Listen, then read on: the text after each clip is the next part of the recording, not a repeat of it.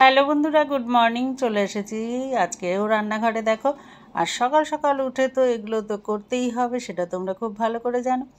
আর যেহেতু অন্যদিন চা একটু দেরিতে করি, কিন্তু আজকে সকাল সকাল আমার মাসি চলে এসেছে। আর মাসির আবার না, আসার সঙ্গে সঙ্গে চা না খেলে মুডটা ঠিক হয় না, কখন যে বিগড়ে যাবে তার কোনো ঠিক নেই।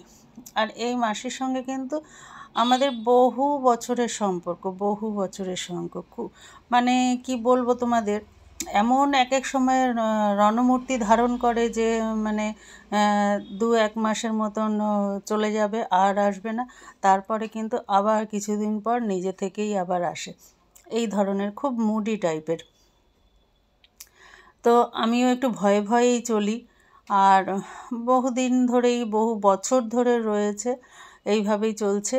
তো আসার সঙ্গে সঙ্গে প্রত্যেকটা মানুষেরই আর কি একটু, সবাই একটু চায় ভালোবাসতে, ভালো ব্যবহার, এগুলোই আর কি।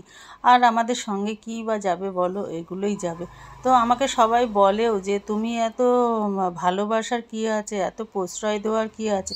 প্রশ্রয় না, আমার মতে বলে, আমার বিবেকে বলে যে একটা মানুষ কাজ করলে তো তাকে সেইভাবে, তারও একটা সম্মান আছে, তারও একটা যোগ্য জায়গা আছে।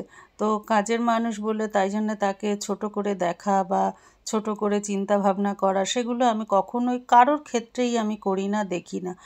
তো এখন ওনার মন জগিয়েও আমাকে চলতে হয়। আর আমি ওনারটা বুঝবো, ও আমারটা বুঝবে, সেটাই তো স্বাভাবিক। কিন্তু যখন তার ছিঁড়ে যায় তখন একটু তো অন্যরকম হয়েই যায়। তো চলো যাই হোক, এখন এটা হচ্ছে কালকের ওই পায়েসটা ছিল একটু। তা ওনার জন্যে যা কিছুই করি না কেন, ওনার জন্যে কিন্তু আমার ঘরে তোলাও থাকে। সেটা নিয়েও সবাই বলে যে তুমি সব কিছুই ওকে দিতে হবে।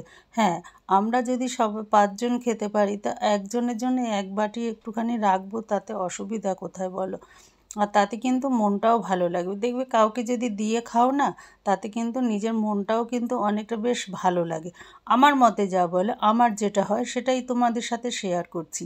আর দেখবে কারো সামনে যদি নিজে একা একা খেয়ে নাও না, তাতে কিন্তু মনটা কিন্তু আরও ছোট হতে থাকে।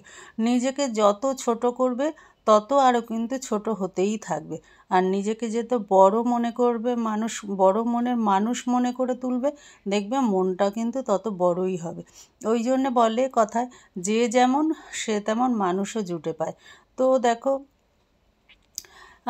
আমার ধর্ম, আমার কর্ম আমি করে যাই, যা হবে কি সেটা আমি কখনোই ভাবি না। কেন, কর্মর ওপরে সব কিছু নির্ভর করে। তো লাস্টে কি হবে সেটা নিয়ে চিন্তা করে আজকে আমি গালে হাত দিয়ে বসে থাকবো, তাতে আমার কোনো লাভ আছে কি? নেই। তো এখন বর্তমান যেই কাজটা করব আমি, ভবিষ্যতে সেই ফলটা পাবো আমি। তো সেই জন্যে বর্তমানে কি করছো সেটার ওপরে ভিত্তি করেই কিন্তু ভবিষ্যৎ নির্ভর করে। আর ভবিষ্যতে কি হবে, কি করব, কে দেখবে, কে বৃত্তান্ত, আমি যেমন কর্ম করব সেরকম ফল নিশ্চয়ই পাবো। তো চলো, এখন আমার চা হয়ে গেছে, এবার মাসিকে বললাম চলো খেয়ে নিই। তো মাসি আর আমি একসঙ্গেই কিন্তু যেদিন চা খাই একসঙ্গেই খাই। আর উনি থাকাকালীন, উনি না থাকলে তো যেদিন না আসে আমি একা খেয়ে নিই, তাও অনেক সময় বেলা হয়ে যায়। লাস্টের দিকে সমস্ত কাজ বাজ সেরে তারপরে একবারে চা বসাই, ভাত রান্না করি তখন। তো এখন যেহেতু সকালে এসেছে, ওই জন্য আজকে সকাল সকাল করে নিচ্ছি। যতক্ষণে বাসনটা মাজছে ততক্ষণে করে নিলাম। এবার আমরা দুজন একসঙ্গে বসেই চা খাবো। আর এই পায়েসটা মাসির জন্য নিয়ে যাচ্ছি, মাসিকে দেব। আর যদি শোনে যে, এখনও জানে না উনি, যদি শোনে যে বড়োবাবুর জন্মদিনের পায়েস, তবে আমার মাথা একদম মানে শেষ করে দেবে। কেন আমার জন্য রাখনি, আমাকে কি মানে, তার মানে উনি ভাববে কি যে বিশাল কিছু করেছি মনে হয়, ওনাকে বলা হয়নি বা ওনাকে কিছু দেওয়া হয়নি, সেটাই ওনার একটা অভিযোগ থাকবে। তো সেই জন্য আমি আর কিছু বলিনি। যখন পায়েসটা খেতে দিলাম তখন বললাম। আর এপাশে দেখো, অনেক দিন পরে এপাশটা চলে এসেছি, গাছগুলো কতটা বড় হয়েছে। রোজ আসি, জল তো রোজই দিতে হয়, কিন্তু কোনোভাবে জল দিয়ে চলে যায়। তবুও মাঝে মাঝে কিন্তু এদেরকে একটু দেখভাল করতে হয়।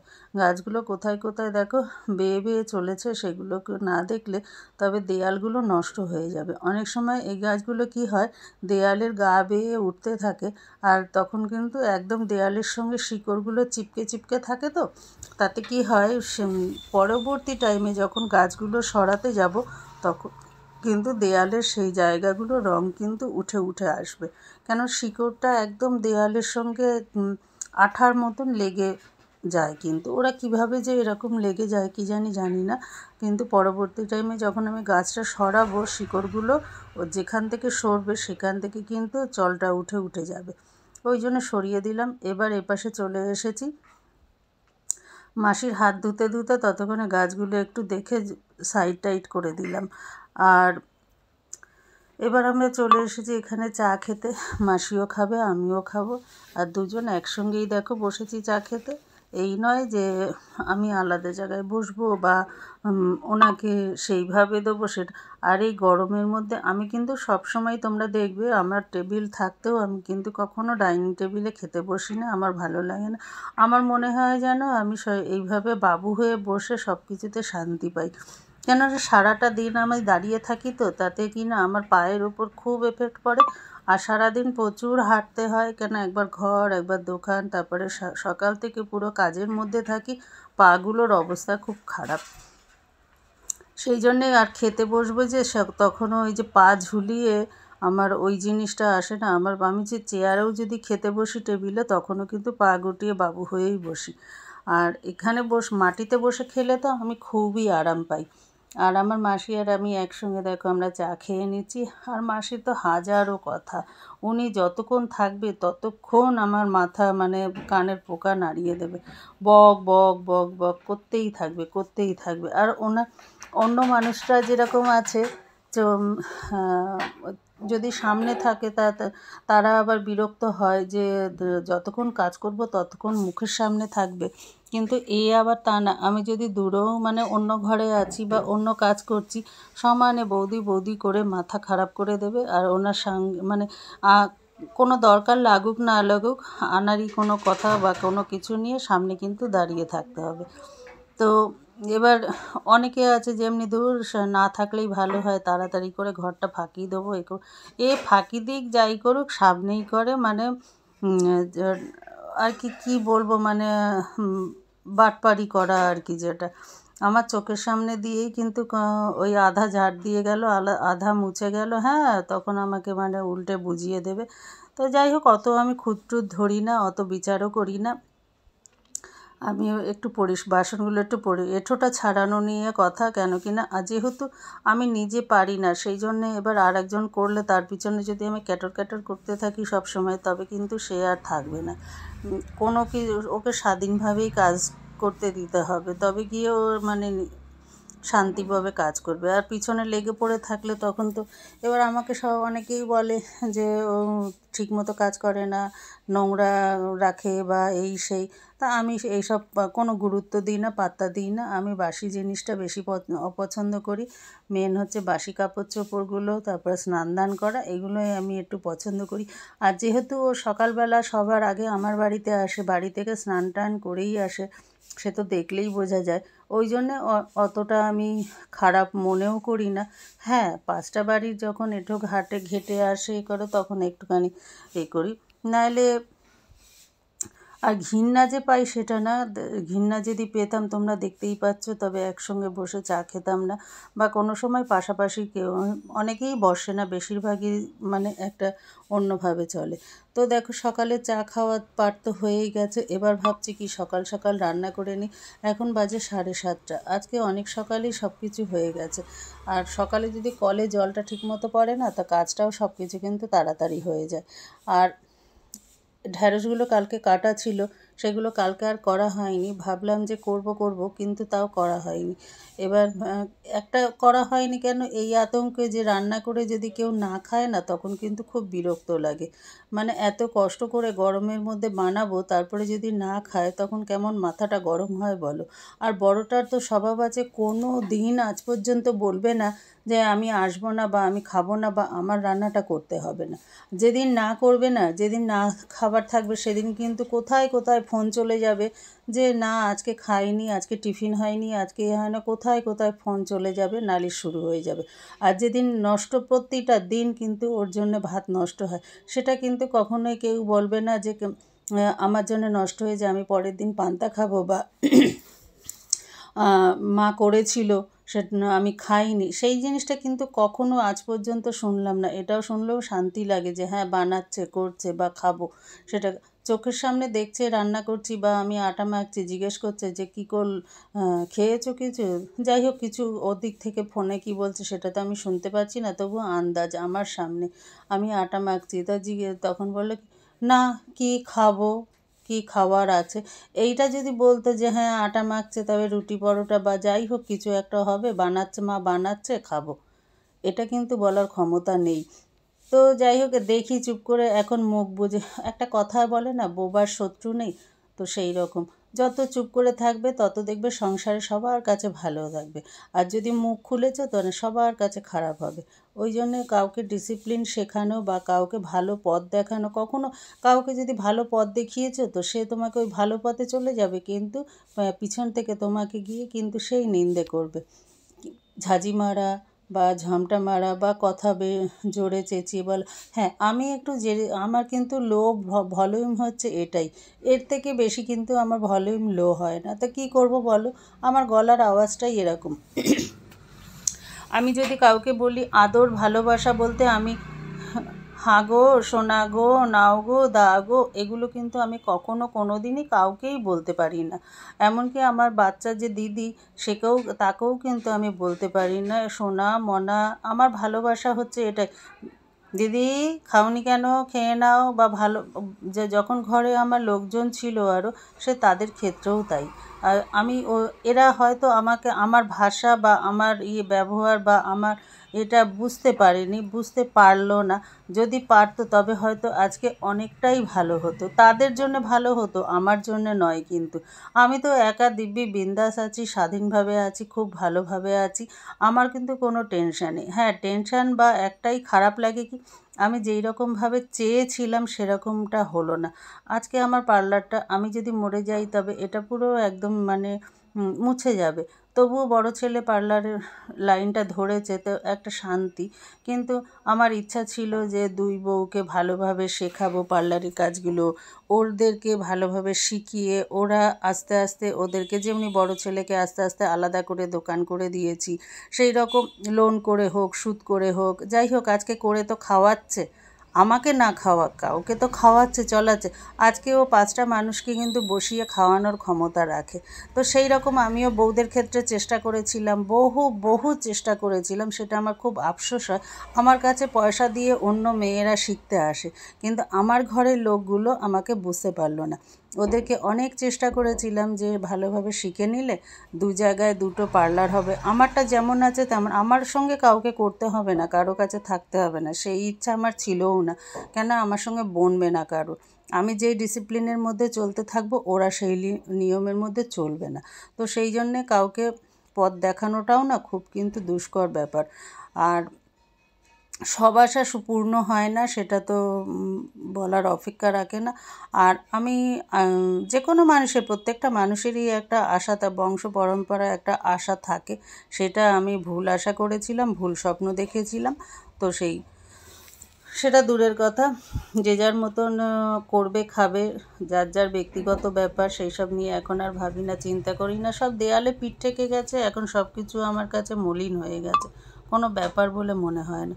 তো দেখো এদিকে ভাত কিন্তু হয়ে গেছে, তোমাদের সঙ্গে কথা বলতে বলতে ঢ্যাঁড়স ভাজাটা হয়ে গেছে, আর ভাতটার মধ্যে ঘটিতে ডাল সিদ্ধ বসিয়েছি, ভাতও কিন্তু হয়ে গেছে, এবার উপর দিয়ে নেবো, ততক্ষণে আমি আমের চাটনিটা বসিয়ে নিলাম। আমার গ্যাস কিন্তু কখনো ফাঁকা যায় না, একটা রান্না হতে হতে আর একটা জোগাড় বসিয়ে দিই। এবার এটা ভাতের সঙ্গে ভাত বসিয়েছি, তার সঙ্গে ডাল সিদ্ধ বসিয়েছি, আর এপাশে আমের চাটনিটা করব। প্রতিদিনই একটু আমের চাটনি লাগে কেন এই সময়টা, আর সত্যি কথা না, আজকে কেন গরম পড়া থেকে কারোরই কিন্তু কিছু খেতে ভালো লাগছে না, ওই জন্য রান্নার কোনো ঝামেলা করছি না। আজকে টক ডাল আর ঢ্যাঁড়স আলু ভাজা, আর ব্যাস। তো ঢ্যাঁড়স ভাজা তো হয়েই গেছে, আর ডাল ও সিদ্ধ একসঙ্গে আমি 3টে রান্না করে নিচ্ছি, কেন খুব চাটনিটা বসিয়ে দিলাম, আর অর্ধেক আম ছিল সেটাকে লম্বা লম্বা ফালি ফালি করে কেটে নিলাম টক ডাল করার জন্যে। তো এখন সকাল সকাল যতটুকু পারলাম এইগুলো যদি সেরে রেখে যাই না, তবে বেলায় কিন্তু কষ্ট হয় না অতটা। নাহলে 2:30-3টের সময় এসে খাবো কখন, রান্না করব কখন, আর ওই গরম গরম মধ্যে একে গরম তো বেশি, তার মধ্যে এবার রান্না করতে গেলে তো আরও গরম, তার মধ্যে আবার দোকানের একটা টেনশন থাকে। এই বুঝি কাস্টমার ফোন করলো, কোনো কাস্টমার ফোন করলে এই অবস্থাতেই যেই রান্না যেরকম পজিশনে আছে সেটা ছেড়েই আমাকে তখন দৌড়ে পালাতে হবে। তো ওই জন্যে কিছুটা যতটা পারছি সেরে যাচ্ছি। বেলায় কি হবে না হবে, আর এরকম করা থাকলে কি দেখো, আমার ডাল হয়ে গেছে, চাটনি হলো, বেগুন ভাজা, ঢ্যাঁড়স ভাজা হলো, তো রান্না না কিছু হলেও কিন্তু আমার খাওয়া হয়ে যাবে, দুপুরটা কিন্তু চলে যাবে। আর যদি কিনা কিছু না করে থাকি না, তখন কিন্তু খুব সমস্যা হয়, একেবারে ভাত হতে হতে তারপরে আর বাকি রান্না হতে হতে কিন্তু প্রচুর টাইম লেগে যায় আর খুব ধকল পড়ে যায়। ওই জন্যে এখন কি করি, সকাল সকাল যতটা পারি ততটা রান্না সেরে যাই। বেলায় হলে হলে ভাত ডাল হয়ে গেলে কিন্তু যে শুধু ভাতটাও যদি হয়ে যায়, তাও কিন্তু একটা ডিম ভেজেই খাওয়া হয়ে যায়। আমাদের খাওয়া এই রকম ভাই, আমরা গরিব মানুষ, আর আমার সময়ও নেই অত। তোমরা যাই মনে করো করবে, তাতে কি করার আছে বলো? আমার যেমন সময় থাকবে আমি তেমন তো করব। আমার তো দুটো হাত, আমি মানুষ তো একটা, একসঙ্গে কত কাজ করব বলো? তো চলো, এখন আমার আমের চাটনিটা দেখো হয়ে এসেছে। আর চাটনিগুলো কেন বলো তো গেলে গেলে দিচ্ছি, এগুলো যদি না গেলে দিই না, সব আমগুলো কিন্তু ফেলে দেবে। আর ঝোলটা সবাই খাবে, সবাই বলতে মানুষ তো আমরা 3জন, এবার ঝোল খাবে। কিন্তু আমি যেমনি কী করি, আমটা কিন্তু ডলে নিই, ভাতের সঙ্গে মিশে যায়। এরা সেটা করবে না, কী করে না, ঝোলটা শুধু নেবে আর আমগুলো পড়ে থাকবে, ওইভাবে কিন্তু ফেলা যাবে। ওই জন্য আমি কি করি, ডালেও যদি আম দিই সেটাকে কিন্তু গেলে ভালো করে ডাল কাতা দিয়ে মিশিয়ে দিই, যাতে ডালটা কিন্তু গাঢ় হয়ে যায়।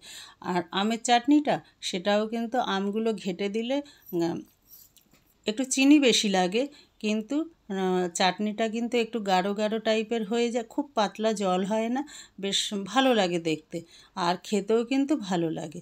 আর আম ডালের ক্ষেত্রেও কিন্তু সেটাই করি, তাতে কি আমগুলো কিন্তু ফেলা গেল না, আর না এলে সব ফেলা যাবে। ওই জন্য দেখো কিভাবে আমি একদম গাঢ় করে নিয়েছি, গেলে গেলে আর হাতার পিছন দিয়ে বেশ করে চেপে চেপে ডলে ডলে নিলে তবে কিন্তু খুব গাঢ় হয়ে যায়।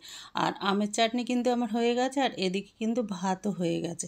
ভাতটা নিভিয়ে দিয়েছি গ্যাসটা, এবার ডালের ঘটিটা তুলে নেবো, কেননা যদি এবার ফ্যানটা উবুর দিই না, তখন কিন্তু অনেকক্ষণ থাকবে, আমি ডালটা ফোড়ন দিতে পারবো না। ওই জন্য ডালটাকে তুলে নিচ্ছি। খুব গরম থাকে প্রচণ্ড, মানে একটা ভাত ফুটছে তার মধ্যে দেওয়া রয়েছে, তার মানে বুঝতে পারছো কী পরিমাণে গরম আছে। এবার ভাতটাকে উবুর দেবো, ভাতটা ফ্যান ঝরতে ঝরতে ততক্ষণে আমি ডালটা ফোড়ন দিয়ে নেবো। তার মানে দেখো কত তাড়াতাড়ি আমি রান্না শেষ করার চেষ্টা করি। আর 1 ঘন্টার মিনিমাম আমার রান্না করতে লাগে, 1 ঘন্টা টাইম। 1 ঘন্টা টাইম বলতে যতক্ষণ ভাত হতে টাইম লাগবে, ততক্ষণে বাকি রান্না আমার শেষ করব। তো আর না এলে এই না করে আমি দোকান করতে পারি। আর এতে কি হয়, অনেকটা সময়ও কিন্তু সাশ্রয়। হ্যাঁ, একসঙ্গে কিন্তু হুড়োহুড়ি পড়ে যায়, কেন দুটো উনুনকে সামলাতে গেলে খুব তাড়াহুড়ো পড়ে যায়। একটা রান্না শেষ হতে হতে আর একটা তৈরি করতে হয়।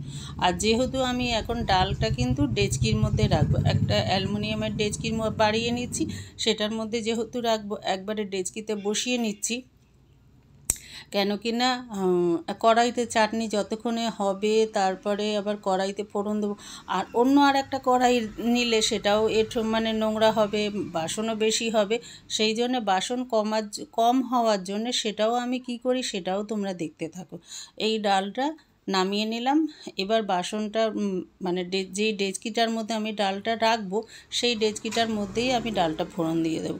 তাতে করে আমার অন্য কড়াইও লাগলো না ফোড়ন দেওয়ার জন্য, ওই ডেচকিটার মধ্যেই করে নিচ্ছি। নিলে তাতে কি হলো, আমার বাসন কিন্তু অনেকটা কম হয়ে যায়। আমি এইভাবেই কম বাসন করি, তাতে কিন্তু মানে যে কাজ করবে, বা আমি করি বা যেই করুক, তাতে কিন্তু তারও কষ্টটা কম হয়। এই নয় যে আমি রেখেছি বলে তার জন্য এবার অঢেল বাসন আমাকে ফেলতে হবে, ইচ্ছাকৃতভাবে বাসন বাড়াতে হবে, সেটা কিন্তু না। আর সব ডেচকিগুলো দেখো আমি এইভাবে একটার পর একটা কিন্তু গুছিয়ে ঢুকিয়ে রাখি। আর এখন এই ডেচকিটা বার করে নিলাম, এটার মধ্যেই ডালটা ফোড়ন দেবো। আর একবারে এটাতে বসিয়ে দিয়ে এবার রান্না কিন্তু আমার কমপ্লিট হতে চলেছে। এবার আমি রান্না সেরে এবার ডালটা বসিয়ে তখন কিন্তু মোটামুটি আর বাকি কাজ করে রেডি হতে থাকবো। 10টা কিন্তু বাজতে যায়। অনেক তাড়াতাড়ি আজকে আমার সব কাজ হয়ে গেল। আশা করি 10:30টার মধ্যে আমি পার্লার খুলতে পারবো। রোজই ভাবি জানো তো যে তাড়াতাড়ি দোকান খুলবো, তাড়াতাড়ি দোকান খুলবো, কিন্তু ঘর থেকে সেরে গুছিয়ে গিয়ে আর কিন্তু মানে এনার্জি দেয় না, খুব কষ্ট হয়ে যায়। আর তোমরা নিজেরাই বলো না, এক জায়গায় কাজ করে ঘরে সব কিছু সেরে তারপরে আবার গিয়ে একটা যে যেখানেই যাও না কেন তার কেমন ধকল পড়ে কাজটা। প্রত্যেকটা মানুষেরই কিন্তু ঘরে কাজ করে বাইরে করতে পারে না, বাইরে কাজ করে ঘরে করতে পারে না। ঘরে আলাদা মানে বাড়ির লোকরাই কিন্তু সমস্ত কিছু করে। তো একটা হাতে করব, এবার কতটা জার্নি পড়ে, খাটনি পড়ে তোমরা নিজেরাই বুঝতে পারছো। তো একটু সর্ষে আর শুকনো লঙ্কা ফোড়ন দিয়ে দিলাম, কেন যেহেতু আমডাল দেবো সেই জন্যে। তো আমডালে কিন্তু আমি সর্ষে আর শুকনো লঙ্কাই দিই, কালো জিরে টিরে কোনো কিছু দিই না। আমের চাটনিতেও সর্ষে আর শুকনো লঙ্কাটাই ফোড়ন দিই। আর আমি যেহেতু ডালটার মধ্যে হলুদ নুন কিছুই দিইনি, ভুলে গেছিলাম জানো তো, ওই জন্যে এখন এবার ডালটা ফোড়ন দিয়ে একেবারে বসিয়ে দিলাম। আর এর মধ্যে আমটা এখন দেবো না, আমটা দিলে তবে ডালটা কিন্তু আর একদম যে গলে যাওয়া ব্যাপারটা সেটা হবে না, শক্ত হয়ে যাবে। ওই জন্য একটু গরম হোক ডালটা, কেন ঠান্ডা জল দিতে হয়েছে তো সেই জন্যে। ঘটির মধ্যে কতটাই বা জল ধরে, তো অল্প একটু জল থাকে ওর মধ্যে, তো আর ডাল হয় না, তার জন্য তো ঠান্ডা জল আমাকে দিতেই হচ্ছে। আর তার মধ্যে যদি এখন আমি আমটা দিয়ে দিই তবে কিন্তু মানে ভালোভাবে আর যেটুকুনি বাকি আছে গলবে না।